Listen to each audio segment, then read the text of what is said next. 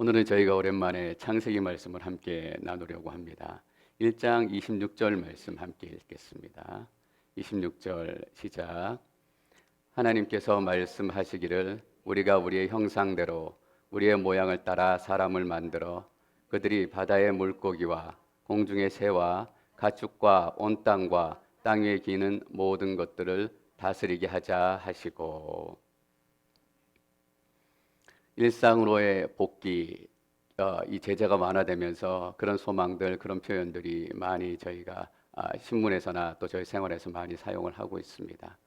과연 일상으로의 복귀는 어떤 의미인가? 우리가 어떤 일상으로 복귀해야 되는가라는 것을 다시 한번 저희가 점검해 볼 필요가 있는 때인 것 같습니다. 창세기 1장 말씀은 여러분들이 잘 아시는 것처럼 6일 동안 창조 사건을 기록을 하고 있습니다. 매일 하나님께서 빛도 만드시고 하늘도 만드시고 별도 만드시고 동물도 만들어 가시는 그런 과정을 설명을 하고 있습니다.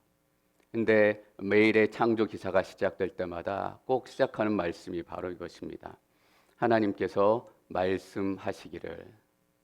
여러분들 기억하시기를 바랍니다. 생명의 시작에는, 창조의 시작에는 하나님의 말씀이 있었습니다. 생명은 말씀으로 시작이 되었다라는 의미입니다. 그러니까 말씀을 잃으면 생명을 잃는다라는 의미와도 같습니다. 말씀을 잃으면 소망을 잃는다라는 의미와도 같습니다. 하나님의 말씀은 하나님의 뜻입니다. 하나님의 생각입니다. 우리 인생을 향한 하나님의 마음이기도 합니다. 그래서 하나님의 말씀을 잃으면 우리 인생의 방향을 잃습니다. 우리 인생의 목표를 잃습니다. 그래서 우리가 자녀들을 위해서 기도할 때 꼭 이렇게 기도해야 합니다.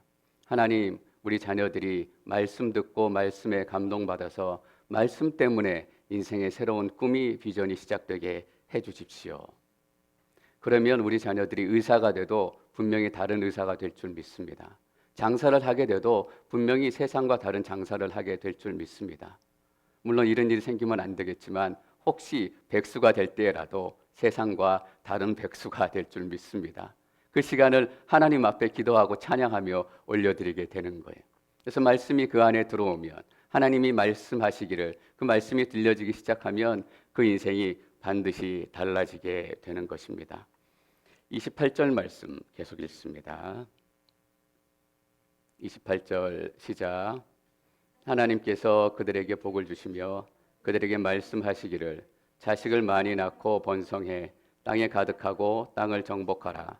바다의 물고기와 공중의 새와 땅 위에 기는 모든 생물을 다스리라 하셨습니다. 일상으로 돌아가자. 근데 일상이 정상은 아닙니다. 우리가 살았던 일상이 절대로 정상이 아닙니다. 그래서 일상으로 돌아가자라는 말이 정상으로 돌아간다라는 그런 말이 아님을 우리가 깨달아야 합니다. 코로나 바이러스 때문에 깨지고 힘들고 어려웠던 이 시간이 지나고 우리가 일상으로 돌아가게 되면 우리가 살았던 일상은 어떤 일상입니까? 욕심과 상처와 미움과 탐욕 때문에 깨어지고 힘들었던 그런 삶입니다. 코로나 바이러스 때문에 힘들었던 삶이 욕심 때문에, 상처 때문에 힘든 삶으로 돌아가는 것, 그것이 정상으로 돌아가는 것입니까? 여러분, 오늘 우리는 하나님의 말씀을 통해서 일상으로 돌아가는 것이 정상으로 돌아가는 것이 아니다. 우리의 일상이 정상과 얼마나 멀어져 있고 깨져 있었는지 우리가 함께 깨닫기를 소망합니다. 어차피 인생이란 게 지지고 볶고 사는 거지. 인생은 고난이야. 이런 말들을 우리가 당연하게 듣고 그걸 진리처럼 믿고 살아갑니다. 그런데 사실은 그것은 하나님께서 주신 진리가 아니라 이 땅에서 만들어낸 진리입니다. 이 땅은 지지고 볶고 사는 것이 아니라, 우리는 미워하고 상처받고 사는 게 정상이 아니라 우리의 삶의 원래 정상의 자리는 어디였는가? 바로 이것입니다. 하나님께서 그들에게 복을 주시며, 우리의 노말, 우리의 정상은 복받는 자리였어요. 하나님께서 주시는 복을 누리는 자리였다고요. 서로 미움 때문에 상처 주고 아파하고 서로 빼앗으려고 욕심을 부리고, 이것이 우리의 정상이 아니라 단지 그것은 우리의 일상이었을 뿐이에요. 우리의 일상은 정상을 얘기하는 거 아니에요. 하나님께서 말씀하시는 정상은 복받는 자리다. 너희가 있어야 될 자리는 복받는 자리다 라고 분명히 말씀하세요. 우리의 시작, 거기에 뭐가 있었습니까? 말씀이 있었습니다. 여러분 보십시오. 28절 말씀. 하나님께서 그들에게 복을 주시며 그들에게 말씀하시기를. 복은 항상 하나님의 말씀과 함께 가게 돼 있어요. 하나님의 말씀이 선포되어지는 곳에 복이 임하게 돼 있어요. 풍수지리설, 햇빛이 좋고 물이 좋고 공기가 좋고 바람이 잘 드는 곳, 그것이 좋은 곳이에요. 바람이 잘 들고 햇빛이 잘 들고 물이 잘 흘러가면 건강하게 살 수 있겠죠. 그런 의미에서 좋은 땅이에요. 그러나 풍수지리의 좋은 땅이 복받은 땅은 아니에요. 아무리 해가 좋게 비치고 아무리 물이 잘 흐르고 바람이 잘 통해도 하나님의 말씀과 함께하지 않으면 그 땅은 좋은 땅이 아니라, 복받은 땅이 아니라 말씀이 떠난 땅, 복이 떠난 땅이 되는 거예요. 여러분, 복은 항상 말씀과 함께 동행하게 되어 있습니다. 그래서 하나님께서 늘 말씀을 함께 해라라고 말씀하시는 거예요. 이 율법을 마음에 지키고 이 말씀을 네 마음에 담아서, 말씀으로 우리를 불편하게 하고 우리를 힘들게 하고, 그런 의미가 아닙니다. 시편 1편 2절 말씀을 저희가 함께 읽을까요?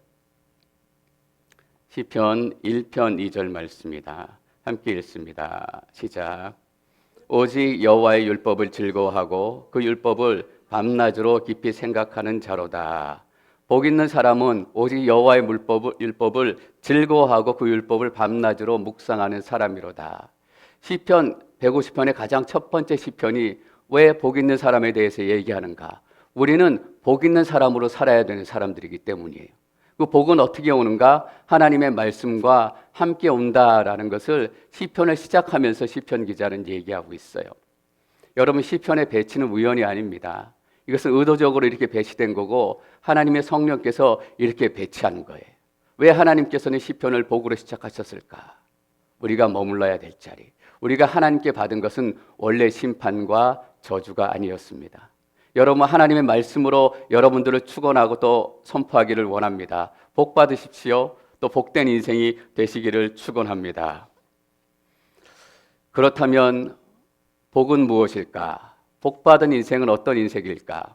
복을 받고 살아가는 삶은 어떤 모습의 삶일까? 그것에 대해서 28절에서 우리가 더 나눠보기를 원합니다. 28절 말씀을 다시 한번 읽겠습니다. 28절 시작. 복을 주시며 그들에게 말씀하시기를 자식을 많이 낳고 번성해 땅에 가득하고 땅을 정복하라.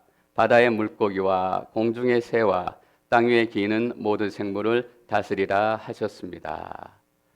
이 짧은 한 구절에 5개의 명령이 나옵니다. 여러분, 하나님께서 잔소리하실 때가 행복한 때입니다. 하나님의 5개의 명령, 이 명령은 우리에게 복 주시기 위한 명령이고 복받은 사람이 살아가는 삶의 모습이에요. 5가지 명령이 나와 있지만 실제로는 3가지 명령입니다. 땅에 가득하라, 정복하라, 다스리라. 이 말씀 우리가 너무나 자주 듣고 또 꽤 자주 묵상을 했던 말씀입니다. 땅에 충만하고 정복하고 다스리라. 아는 것 같기도 하고 무슨 뜻인지 한번 설명해 보십시오 라고 여쭤보면 어떻게 설명하지 애매하기도 한 그런 본문이기도 합니다. 저희가 범위를 조금 좁혀서 생각하면 여러분들이 이 말씀을 이해하시기가 훨씬 쉬울 겁니다. 모세가 이 창세기의 이 구절을, 이 말씀을 언제 기록을 하고 있는가?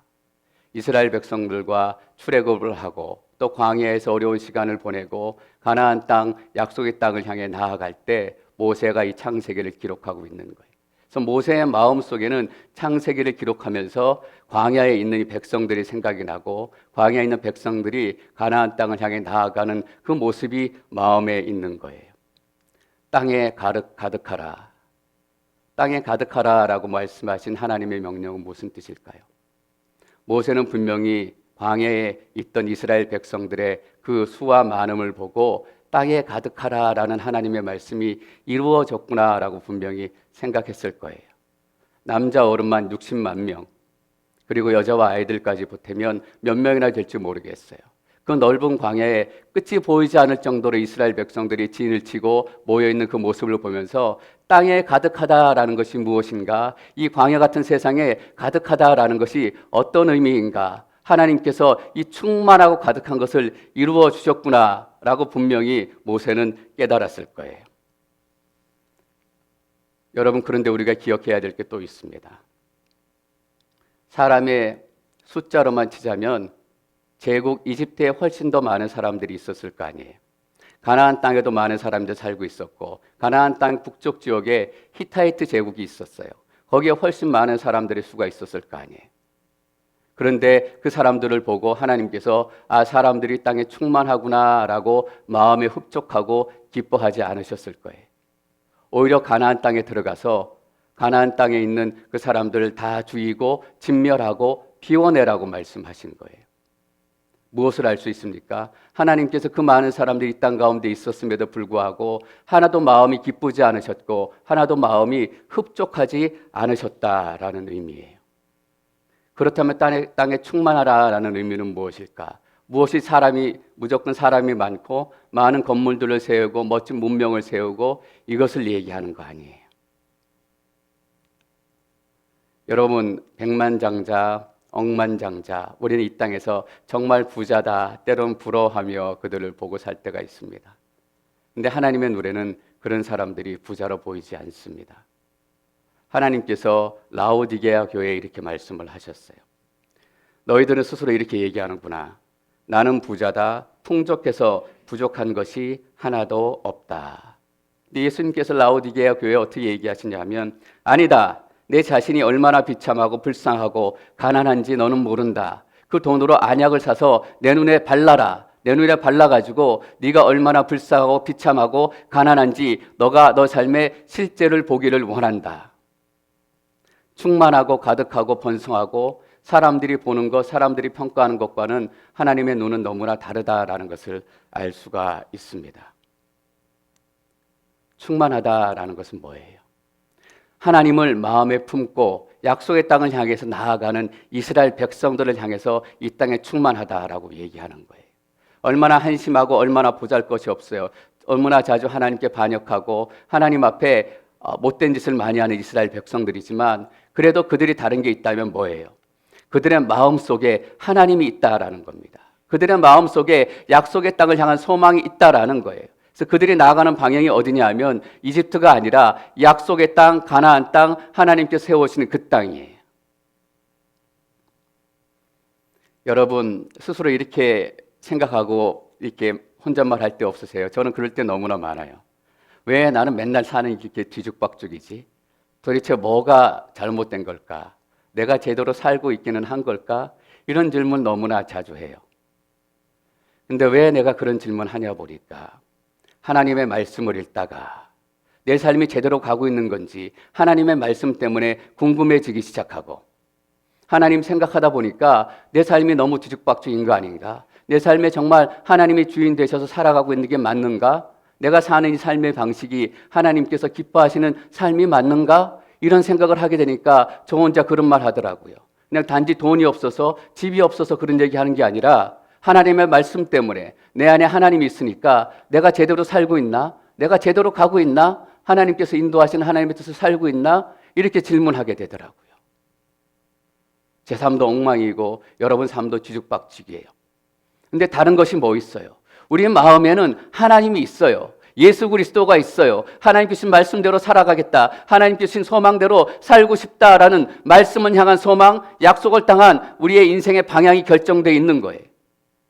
땅에 충만하라라는 말씀 바로 그것이에요. 그래도 그 삶이 연약하고 어렵고 힘들지만 그 삶의 저 깊은 곳에 하나님의 나라를 향한 소망이 있고 하나님을 향한 마음이 있는 이 백성들이 이 땅에 충만해지는 것, 그것이 이 땅을 충만하게 만들고 가득하게 만드는 거예요.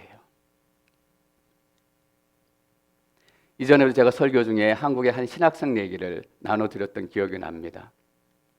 이전의 직업은 사채업자, 돈 떼어먹은 사람, 돈 받아주는 사람이에요. 사채업자 돈 받아주는 사람이 했던 일이 뻔하죠. 어깨에 힘주고 꽤 심한 욕설을 해가며 눈을 이렇게 부릅뜨고 돈 내놔 이렇게 위협했겠죠. 근데 그 사람이 하나님을 만나서 신학 공부까지 하게 됐어요. 그 전에 사채업자 돈 받아주는 사람 생활할 때는 얼마나 벌었는지 모르겠어요. 그 사람도 뭐 그렇게 좋지는 않았겠지만 신학생이 되고 그 모든 이전에 했던 일들을 다 내려놓고 그냥 식당에서 아르바이트하고 또 학교 가서 신학 하나님의 말씀 공부하고 그래서 한 달에 버는 게 30만 원이었대요. 제 금액도 정확히 기억이 나요. 30만 원 벌어가지고 핸드폰 요금도 내고 차비도 내고 물론 부모님하고 함께 살았으니까 집 내는 비용은 없었겠죠.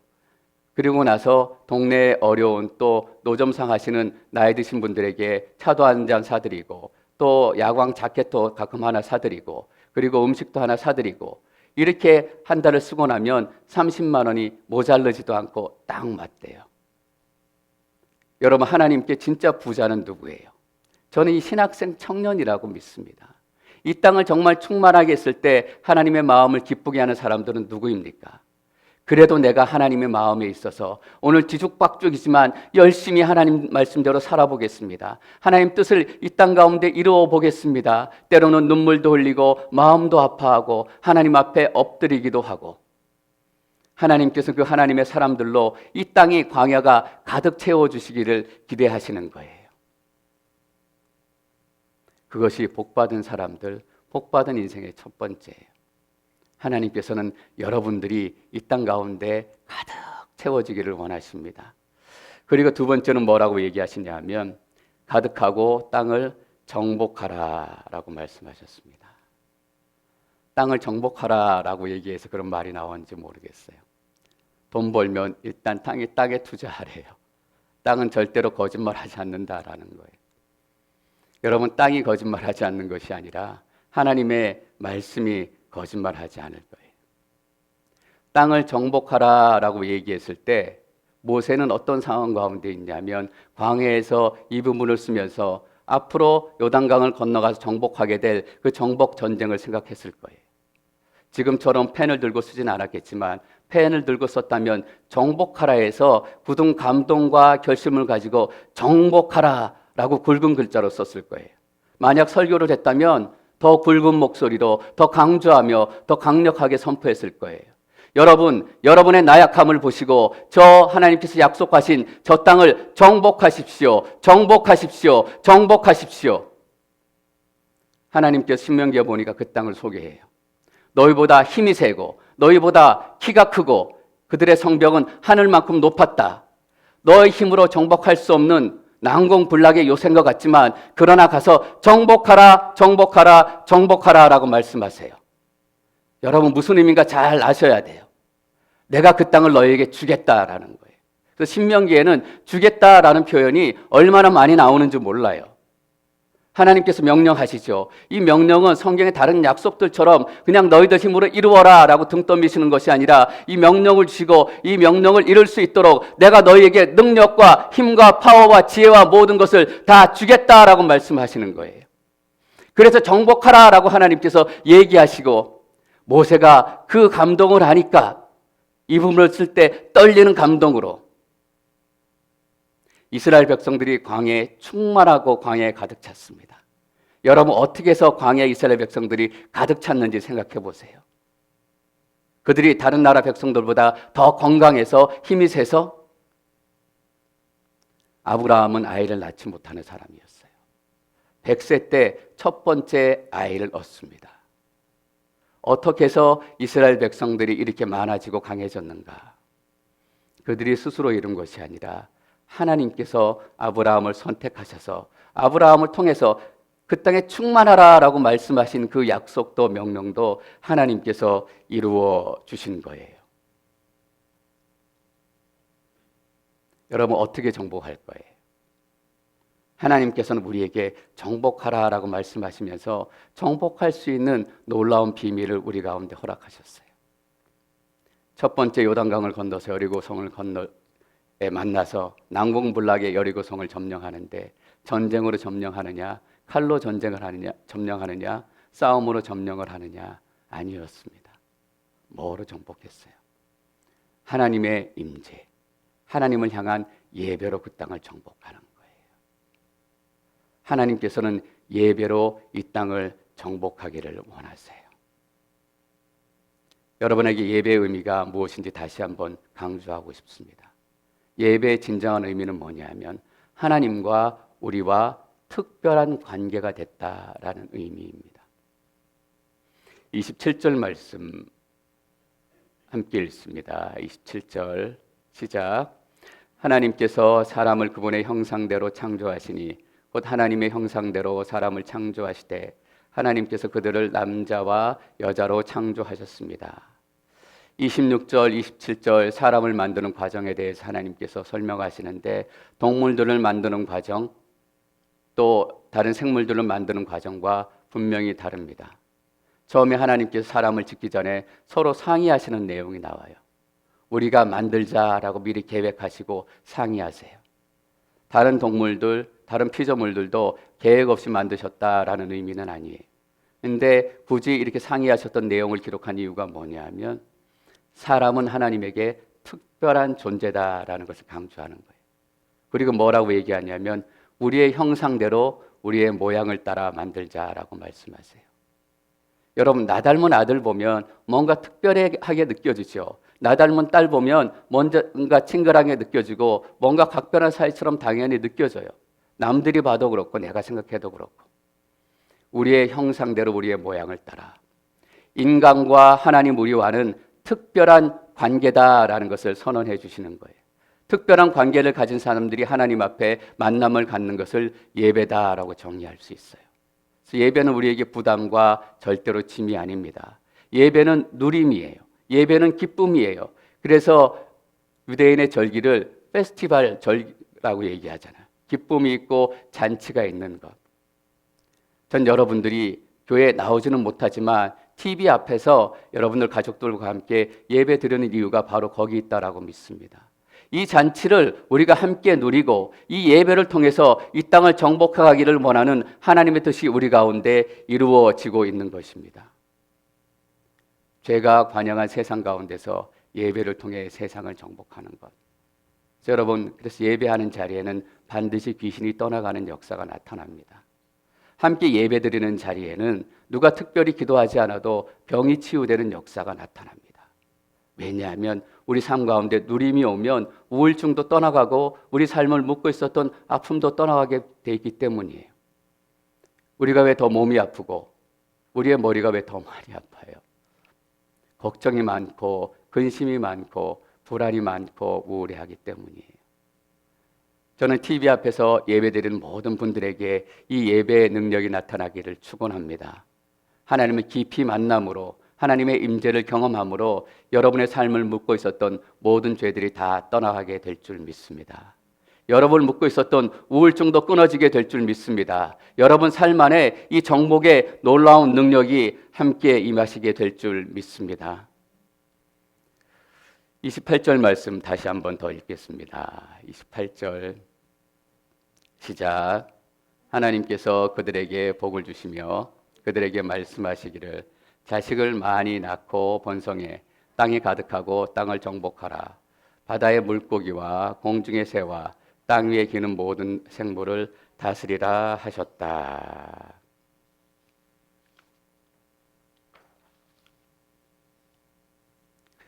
그 땅을 예배로 정복합니다. 그리고 다스리라고 말씀하셨어요. 다스리라라는 말이 좀 어려운 말 같아요. 내가 미국의 대통령도 아니고 내가 앵커리지 시장도 아닌데 앵커리지 시장 정도 되면 어려운 상황에 긴급 명령도 발동하고 해제하기도 하고 여러 가지 앵커리지를 다스릴 만한 그런 일들을 할 수 있을 텐데 내가 이 삶 가운데 다스린다라는 것이 어떤 의미인가? 도대체 어떻게 하는 게 다스리는 건가?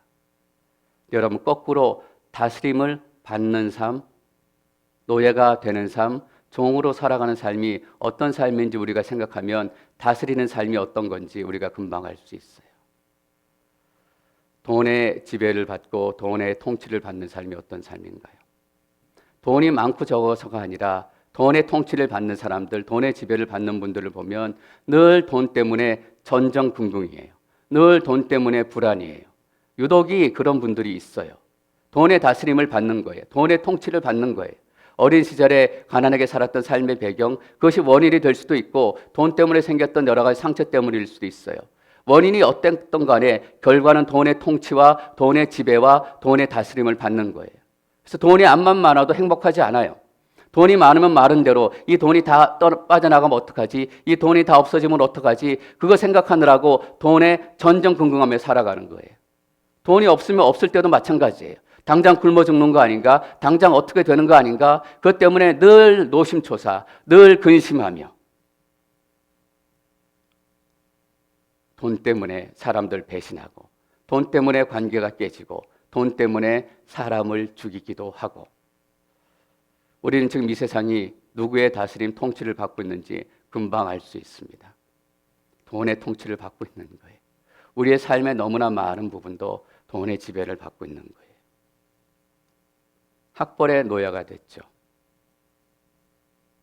좋은 학교 가고 좋은 학교 가는 게 나쁘겠어요. 그게 우리를 지배하니까 문제예요. 통치한다, 다스린다라는 것은 우리가 돈을 통치하는 거예요. 우리가 돈을 다스리는 거예요.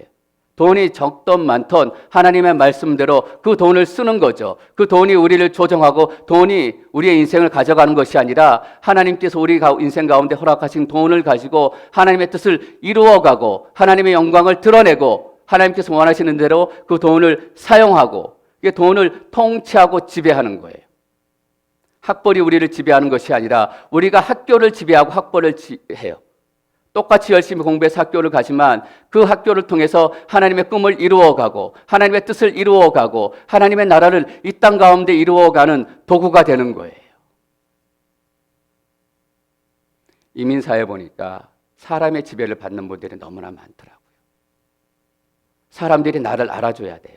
사람들이 내 말을 들어주지 않고 나를 인정해주지 않으면 신앙 전체가 다 흔들리고 왔다 갔다 하는 분들이 의외로 너무나 많더라고요. 근데 관계의 지배를 받는 것이 아니라 하나님의 말씀 안에서 관계를 지배하는 사람은 어떻게 살아가는가? 우리의 관계를 통해서 어떻게 하나님의 영광이 드러날 것인가? 우리의 관계를 통해서 어떻게 저 사람의 긍휼함이 하나님 은혜 가운데 해결될 수 있을 것인가? 어떻게 저 사람의 아픔이 내가 저 사람의 이야기를 더 많이 들어줘야지. 내가 저 사람을 위해서 더 많이 기도해야지. 내가 저 사람을 더 많이 품고 용서해 주어야지. 그게 관계를 지배하는 거예요. 통치하는 거예요.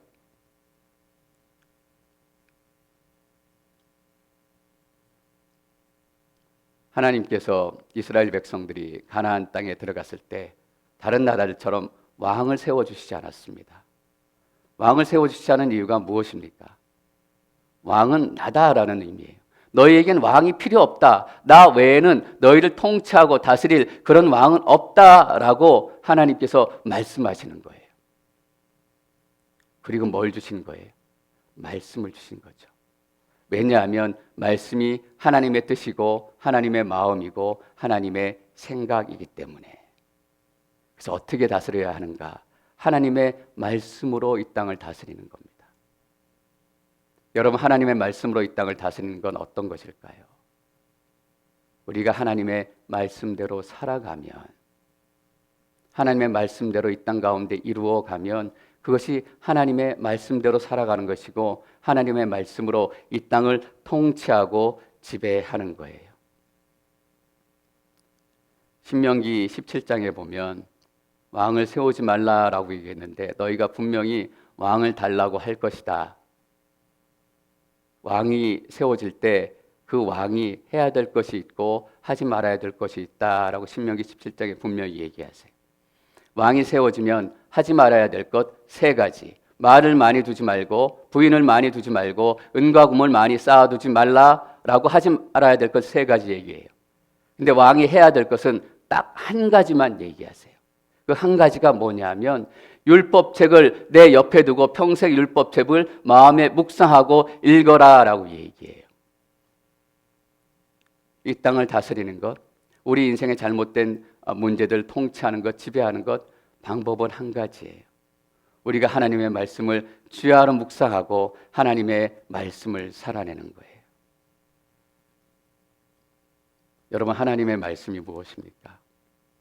마태복음 7장 7절에 보면 예언자들과 율법이 얘기하는 것이 이것이다 라고 정리해 놓은 한 구절에 나오는데 그 말씀이 여러분들이 너무나 잘 아는 말씀이에요. 다른 사람이 너에게 해주기를 원하는 것처럼 너희가 다른 사람들에게 해주어라 라고 얘기하세요. 그것이 율법과 선지자가 우리에게 얘기하는 것이다. 내가 받고 싶은 대로 다른 사람들에게 해주는 거예요. 다른 사람들이 나를 좋아해 주기를 원하면 내가 다른 사람들을 사랑해 주고, 내가 힘들고 어려울 때 다른 사람들이 도와주기를 원하면 내가 힘들고 어려운 사람들을 찾아가서 도와주고, 그래서 성경에서 하나님을 고아와 과부의 남편이자 아버지다라고 말씀하시는 거예요. 27절 말씀 다시 한번 읽도록 하겠습니다. 27절 시작. 하나님께서 사람을 그분의 형상대로 창조하시니 곧 하나님의 형상대로 사람을 창조하시되 하나님께서 그들을 남자와 여자로 창조하셨습니다. 하나님께서 남자와 여자를 창조하셨습니다. 요즘에 남자 여자 싸움, 페미니즘, 동성애, 남자 여자 싸움이 너무나 많다 보니까 거기에 매몰돼 가지고 이 구절에 진짜 더 깊은 의미를 우리가 놓치고 갈 때가 너무나 많습니다. 왜 남자와 여자가 생기기 시작했는가? 이 배경을 우리가 생각하지 못하고 넘어갈 때가 너무나 많아요. 여러분, 왜 남자에게 여자가 생겼어요? 왜 하나님께서 남자와 여자를 만드셨습니까? 왜냐하면 하나님께서 아담이 혼자 있는 것을 보니까 어떻게 기록이 되어 있어요? 좋지 않았다라고 되는 거예요. 혼자 있는 것을 보니까 외롭게 보여서 좋지 않았다. 혼자 있는 것을 보니까 능력이 없어 보여서 좋지 않았다. 혼자 있는 것을 보니까 우울해 보여서 좋지 않았다. 혼자 있는 것을 보니까 아무것도 할 수 없을 것 같아서 좋지 않아 보였다.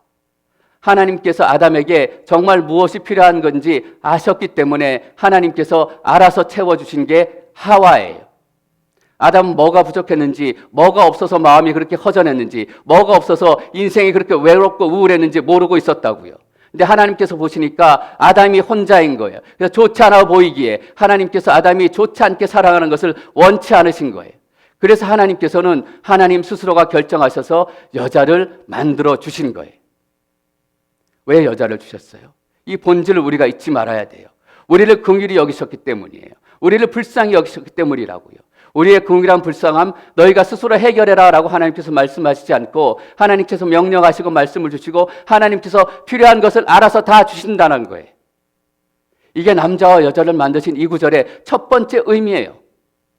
세상이 그 의미를 뺏어가요. 남자 여자 동성애로 싸우고 페미니즘으로 싸우고 엉뚱하고 싸우기 시작하게 만들어서 진짜 하나님께서 우리 인생을 긍휼히 여기시고 불쌍히 여기시고 안타깝게 여기셔서 내가 너 인생 책임지겠다, 내가 너 인생에 부족한 것을 내가 채워주겠다라고 하신 하나님의 사랑의 마음을 놓치게 만드는 거예요.